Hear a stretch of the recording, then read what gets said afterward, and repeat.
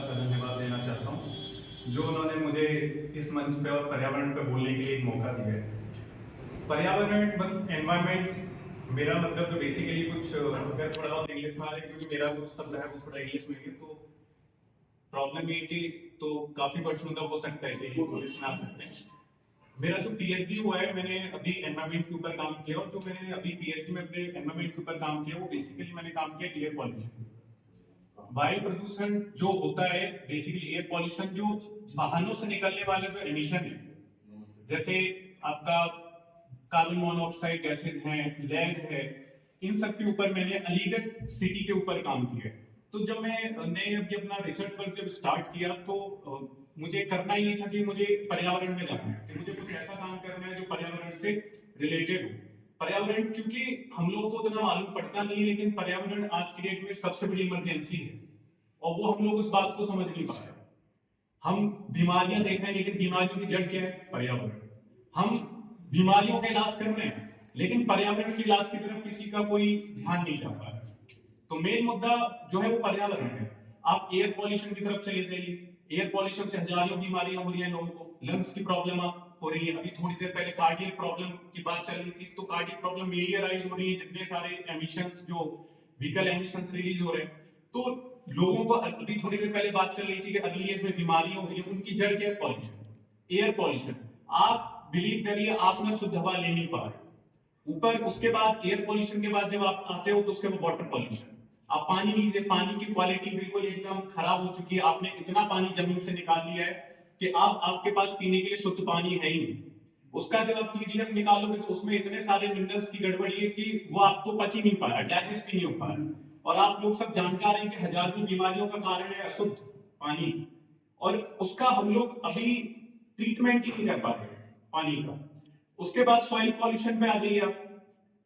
अभी जैसे मैं आपको एक बहुत पुरानी बात बताता हूँ कि जब हम लोग के 1965 के टाइम पे एक प्रॉब्लम ये चल रही थी कि देश के पास खाने को अनाज नहीं था। लाल बहादुर शास्त्री था prime minister of India at that time. तो हम लोग कहीं ना कहीं स्ट्रगल कर रहे थे कि हमें अनाज चाहिए। तो हम लोगों ने एक एग्रीमेंट साइन किया अमेरिका के साथ, PL 480 एग्रीमेंट। आप लोगों ने पढ़ा होगा कहीं पे, PL 480 के एग्रीमेंट हम लोगों ने साइन किया। तो हम लोग यूएसए से गेहूं मंगा रहे थे। अब जब वो गेहूं हम लोग यूएसए से मंगा रहे थे, तो यूएसए में थोता गेहूं भेज रहा था। थोता गेहूं वो गेहूं होता है, उसको लाल गेहूं के नाम से भी इतिहास में जाना जाता है। वो थोता गेहूं वो होता है कि आप उसको गला दीजिए और पानी में से निकाल के तो उसके सारे न्यूट्रिएंट्स नीचे निकल जाएंगे, तो बचा क्या वहां पे? वो थोता गेहूं बच जाता था। तो यूएसए क्या कर रहा था, वो बेसिकली उस टाइम पे इंडिया को वो चीज सप्लाई कर रहा था। और 1965 के टाइम पे इंडिया जो था पाकिस्तान के साथ एक वॉर में एंगेज था। तो अब वहां का खर्चा चलाया जाए या फिर लोगों की खाने की पूर्ति की जाए, तो बड़ा इंडिया जो बड़ी डिलेमा सिचुएशन में था कि किया क्या है।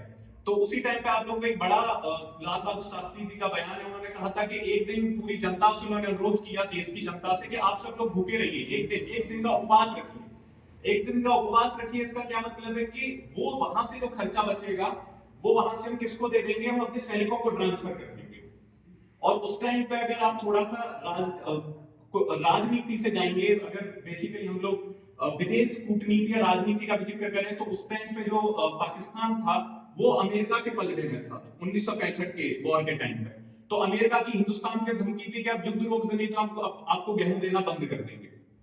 लेकिन युद्ध बंद नहीं किया, युद्ध हिंदुस्तान ने आखिर में जीता। लेकिन मुद्दा ये कि वहां पे हम लोगों ने उसके साथ कोई एग्रीमेंट नहीं किया, है ना। हम लोगों को क्या था कि गेहूं चाहिए, खराब भी गेहूं हमें एक्सेप्ट हो रहा था।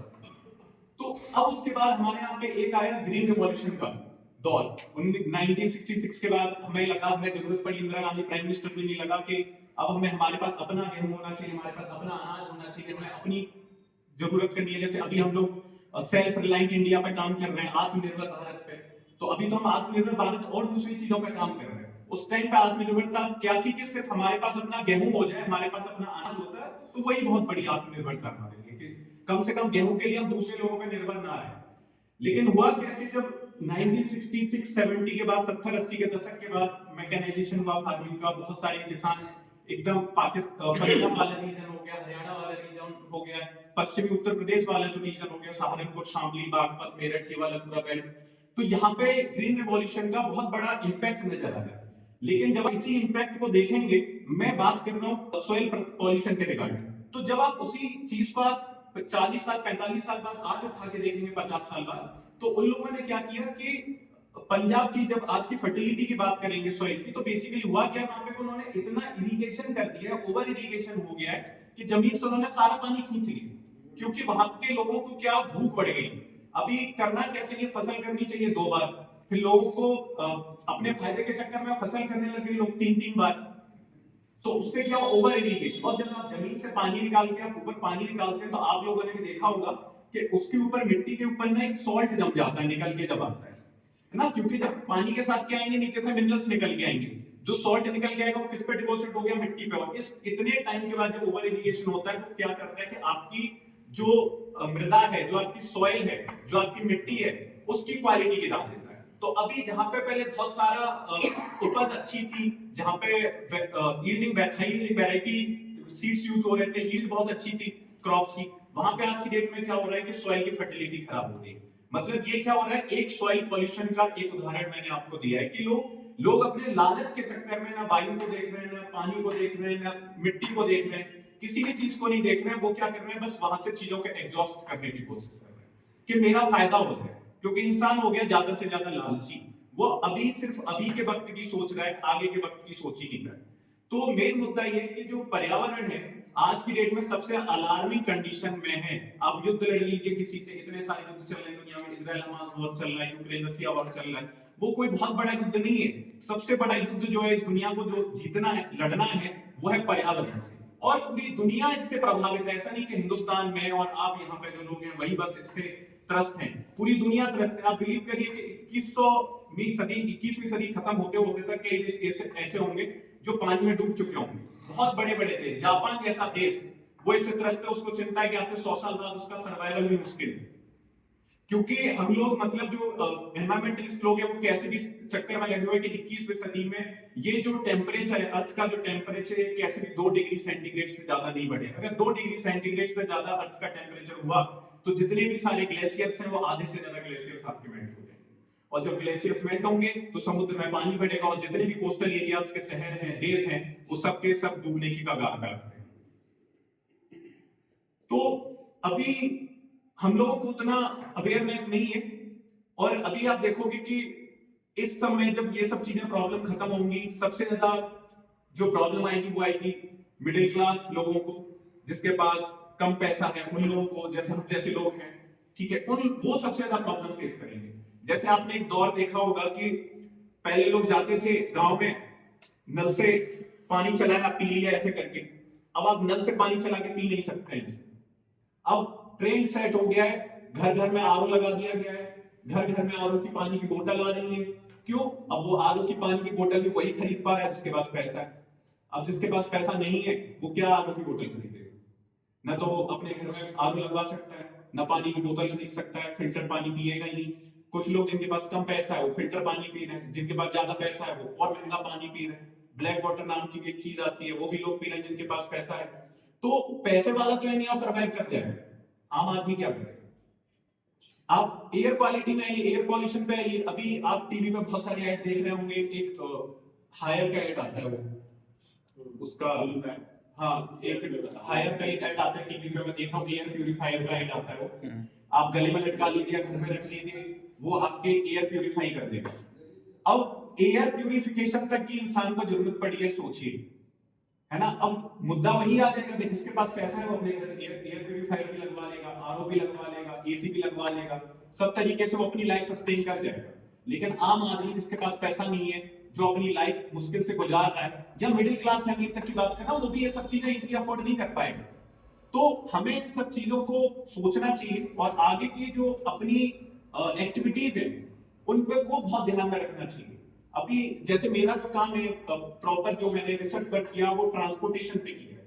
तो जब मैंने ट्रांसपोर्टेशन का डेटा निकाला है, अलीगढ़ का बता रहा हूं, अलीगढ़ डिस्ट्रिक्ट का मैं आपको, जिला अलीगढ़ में, आप सोचिए कि 2011 के बाद आज की डेट इतना ज्यादा उसका, अभी मुझे डेटा याद नहीं है फैक्ट्स में, लेकिन जब मैंने वो ग्राफ बनाया तो ग्राफ एक्सपोनेंशियली बढ़ा है। अब मानिए 2011 तक इतने नंबर ऑफ रजिस्टर्ड व्हीकल्स नहीं थे जितने सिर्फ पिछले 5 साल और 6 साल में रजिस्टर्ड व्हीकल हो गए।